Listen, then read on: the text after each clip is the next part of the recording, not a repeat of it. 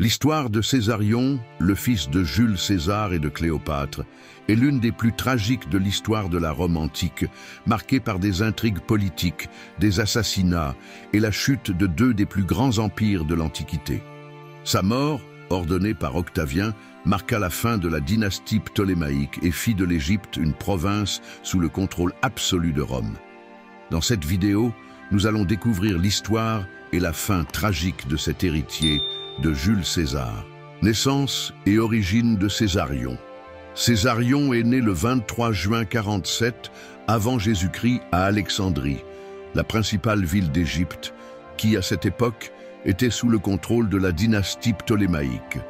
Il était, théoriquement, le fils de deux des personnages les plus puissants de son époque, la reine Cléopâtre, souveraine d'Égypte, et le général et dictateur romain Jules César.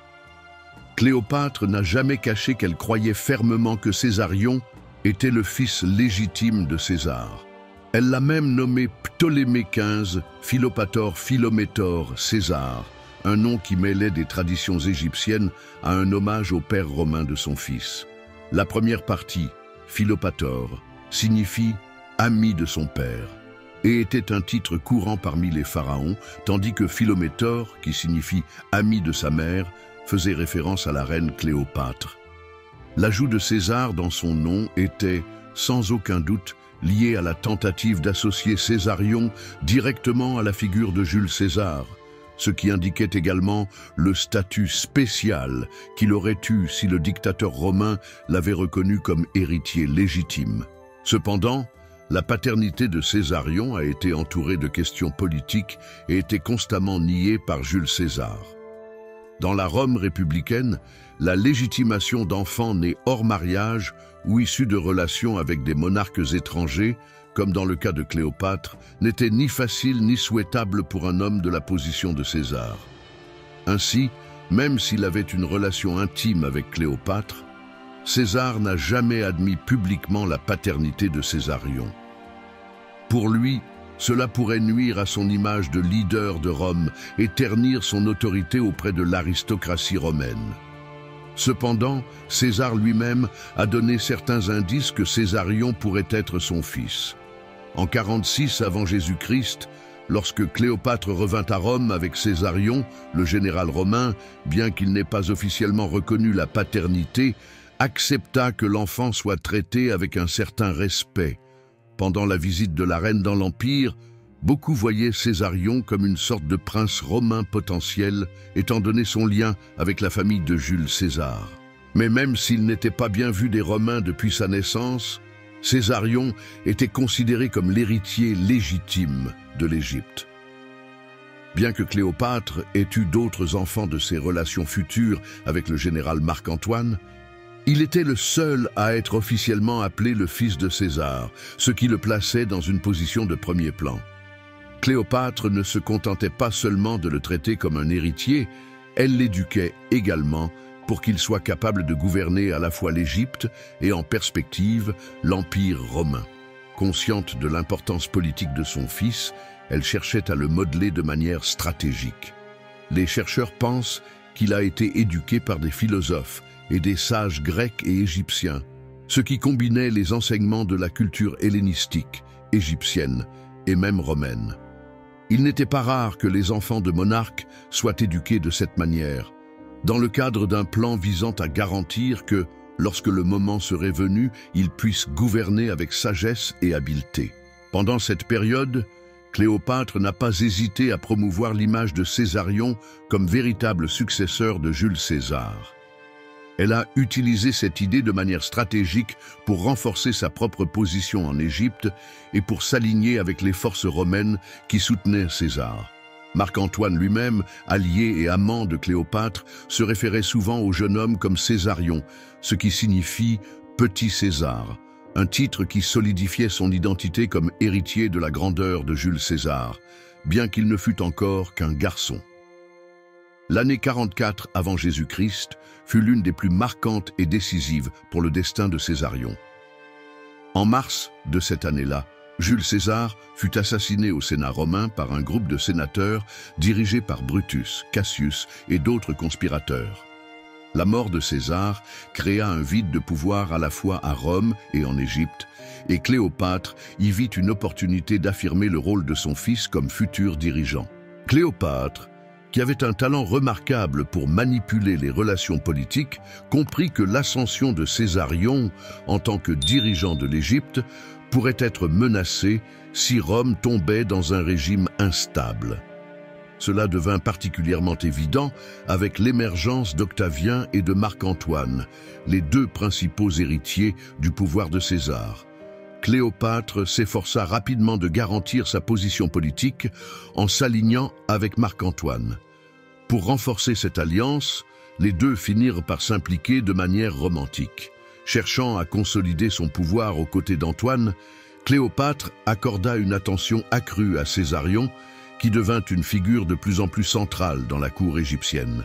Cependant, l'ascension d'Octavien, neveu et héritier de César, représentait un énorme risque pour Cléopâtre et son fils.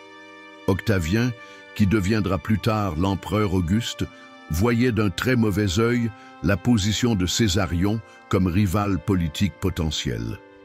Le jeune prince devint une figure de plus en plus problématique pour le nouveau régime romain, notamment parce qu'aux yeux de Rome, l'Égypte représentait une menace pour la domination impériale romaine. La situation politique était délicate et pleine de tensions, et la question de la paternité de Césarion ne fut jamais résolue de manière définitive. En 41 avant Jésus-Christ, Cléopâtre se rendit dans la ville de Tarse, où Marc-Antoine s'était établi comme commandant de l'Orient romain. Selon l'historiographie, cette rencontre fut dramatique et emblématique. L'historien Plutarque, dans ses Vies parallèles, décrit Cléopâtre comme une personne qui savait conquérir le cœur de Marc-Antoine par un mélange de charme, d'intelligence et, bien sûr, de ruse politique. Entre les années 40 et 36 avant Jésus-Christ, Cléopâtre et Marc-Antoine eurent 3 autres enfants ensemble, et l'Égypte commença à se renforcer sous leur direction combinée. Cléopâtre espérait que Césarion serait reconnu comme l'héritier légitime de César, mais le contexte romain n'était pas favorable au jeune prince. La rivalité croissante entre Octavien et Marc-Antoine créa une situation tendue. Octavien n'acceptait pas que Césarion soit reconnu comme le fils de César, notamment parce que cela représentait une menace pour son propre pouvoir. Octavien utilisa donc cette question comme l'une des bases de la guerre contre Marc-Antoine et Cléopâtre. La bataille d'Actium, qui eut lieu le 2 septembre 31 avant Jésus-Christ, fut le conflit final entre les deux factions. Marc-Antoine et Cléopâtre, avec leurs forces combinées, affrontèrent la flotte d'Octavien. Bien que la bataille ait initialement semblé favorable à l'alliance égyptienne, l'issue fut catastrophique. La flotte de Marc-Antoine et de Cléopâtre fut vaincue et les deux dirigeants fuirent en Égypte. La défaite lors de la bataille d'Actium eut un impact dévastateur pour Cléopâtre et Marc-Antoine, alors qu'Octavien était désormais pratiquement invincible. La chute de Cléopâtre et de sa dynastie semblait imminente.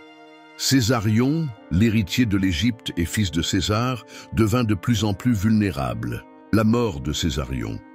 Marc-Antoine et Cléopâtre tentèrent de résister à Alexandrie, mais leur position était déjà fortement affaiblie. Octavien marcha sur l'Égypte avec ses forces, mettant fin à cette résistance en 30 avant Jésus-Christ, avec le siège d'Alexandrie sur le point d'être concrétisé. Marc-Antoine se donna la mort dans un acte de désespoir face à la défaite. Peu après, Cléopâtre fut capturée. Dans ce contexte, la situation de Césarion devint désespérée. À ce moment-là, il avait 17 ans et était déjà considéré comme l'héritier légitime du trône égyptien, ce qui faisait de lui une menace directe pour l'ascension d'Octavien. La mort de Césarion triomphant, Octavien décida d'entrer à Alexandrie, occupant rapidement le palais et ordonnant l'arrestation des 3 plus jeunes enfants de Cléopâtre. La reine égyptienne fut amenée devant Octavien, cherchant à négocier un accord avec lui. Lors de cette rencontre, elle implora qu'il ne fasse aucun mal à son fils, Césarion. Cependant, Octavien n'était pas du tout disposé à accorder un quelconque des souhaits de Cléopâtre. En réalité, il ne donna que peu d'indications sur ses plans pour elle et sa famille, informant simplement qu'elle serait maintenue en vie. Quelques jours plus tard, la reine fut informée par un espion qu'Octavien projetait de l'envoyer à Rome dans le seul but de la faire défiler de manière humiliante lors de son triomphe pour célébrer sa victoire en Égypte. À ce moment-là, selon l'historien Tite Live, la reine aurait prononcé les mots suivants: « Je ne serai jamais menée en triomphe ». Déterminée, elle décida que si elle ne pouvait pas choisir comment elle vivrait, elle choisirait au moins comment mourir. Comme le rapporte l'historien Strabon, probablement le 10 août de l'année 30 avant Jésus-Christ, Cléopâtre permit à un serpent qui aurait été apporté par un membre loyal de sa cour de la mordre, ce qui causa sa mort.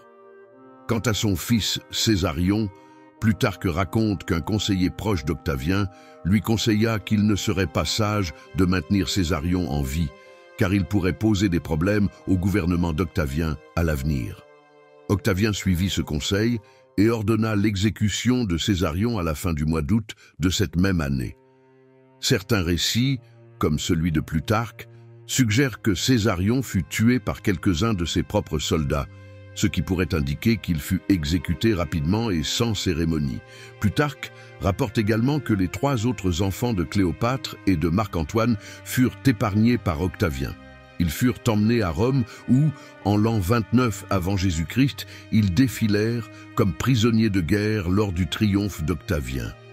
Après cela, les enfants de Cléopâtre furent intégrés à la famille impériale romaine et furent éduqués par Octavie, sœur d'Octavien et ancienne épouse de Marc-Antoine. Avec l'exécution de Césarion, le dernier héritier légitime de la dynastie ptolémaïque, toute possibilité de résistance au pouvoir romain fut éliminée.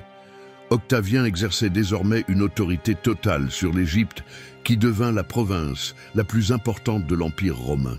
Plutarque rapporte également que les 3 autres enfants de Cléopâtre et de Marc-Antoine furent épargnés par Octavien. Ils furent emmenés à Rome où, en l'an 29 avant Jésus-Christ, ils défilèrent comme prisonniers de guerre lors du triomphe d'Octavien. Après cela, les enfants de Cléopâtre furent intégrés à la famille impériale romaine et furent éduqués par Octavie, sœur d'Octavien et ancienne épouse de Marc-Antoine. Avec l'exécution de Césarion, le dernier héritier légitime de la dynastie ptolémaïque, toute possibilité de résistance au pouvoir romain fut éliminée. Octavien exerçait désormais une autorité totale sur l'Égypte, qui devint la province la plus importante de l'Empire romain. Alors, dites-moi dans les commentaires, connaissiez-vous déjà l'histoire de ce jeune héritier de Jules César et de Cléopâtre? Et avez-vous aimé cette vidéo? Je vais laisser ici, à côté, la vidéo complète sur les guerres civiles entre Octavien et Marc-Antoine, au cas où vous ne l'auriez pas encore vue. Et n'oubliez pas de mettre un « j'aime » et de vous abonner à notre chaîne, car cela nous aide beaucoup. Alors, on se retrouve dans la prochaine vidéo.